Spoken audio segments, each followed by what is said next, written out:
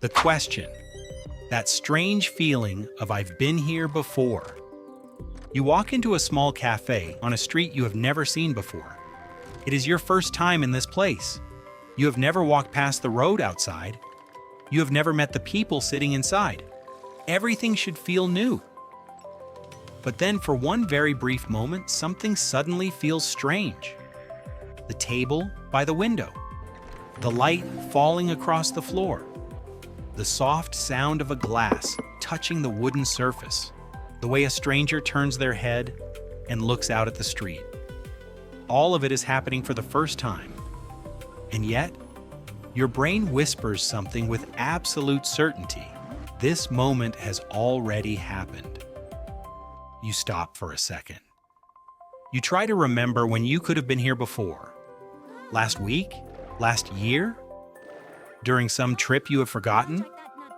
But the harder you try to remember, the more empty your mind becomes.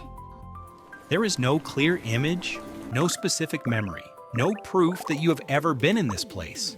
Only one strong feeling remains. Everything feels strangely familiar.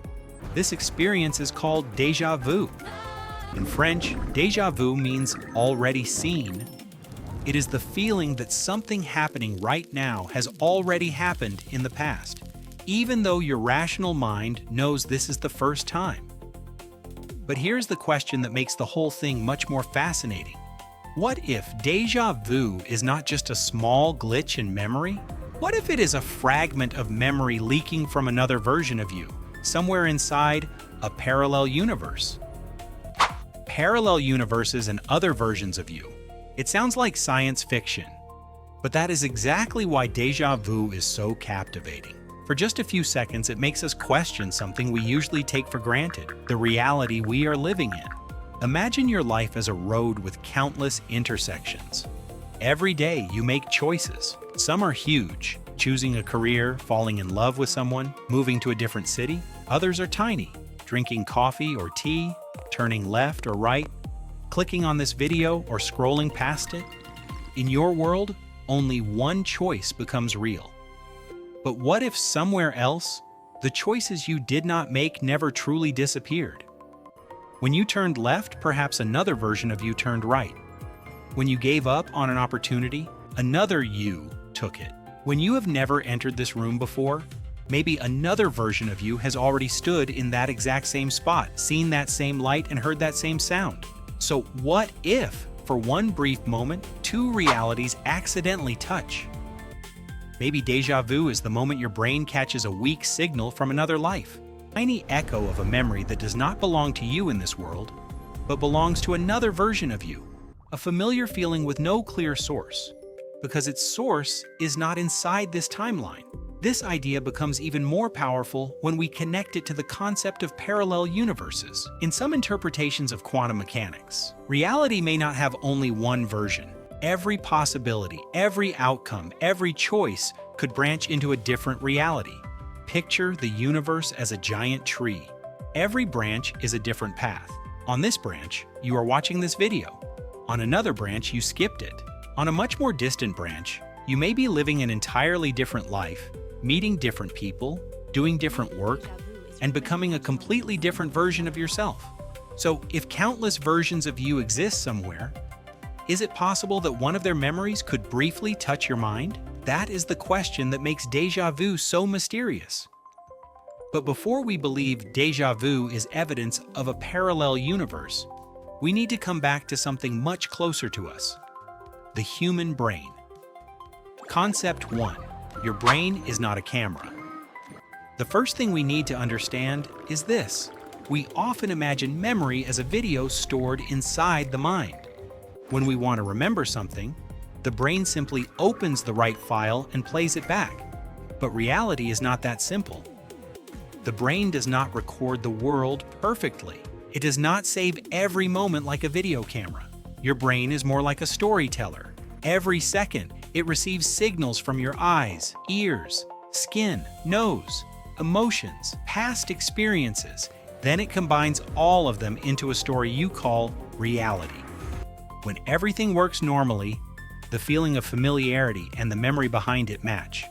For example, you walk into your own home. your brain immediately says, "This place is familiar." Then your memory confirms, "Of course, this is my home." These two parts fit together, so nothing feels strange. But during déjà vu, this system falls slightly out of sync. Your brain sends out the signal, "This is familiar." But when it searches for the original memory, nothing appears. You are left with a powerful feeling, "I know this place." But you cannot answer the next question, "How do I know it?" That is the strangest part of déjà vu. You are not truly remembering, you only feel as if you are remembering. And that empty space is where imagination begins. If your brain says this moment is familiar, but you have never lived through it before, then where did that feeling come from? Was it from an old dream, a forgotten memory, or another version of you in a different reality? Concept 2. Memories do not always come with an address. Let's return to the cafe from the beginning. You are sure you have never been there before, but maybe the light inside the cafe reminds your brain of another place you once visited. Maybe the smell of old wood feels like a room from your childhood. Maybe the arrangement of the tables looks like a scene from a movie you watched years ago. Maybe the sounds from the street resemble an afternoon that has long faded from your conscious memory.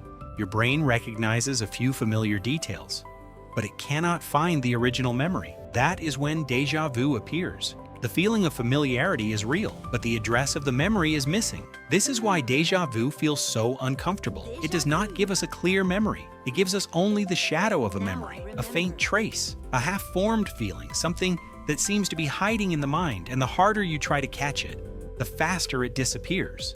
And when humans cannot find an explanation, imagination starts filling in the blanks. Did I dream about this before? Did I somehow see the future?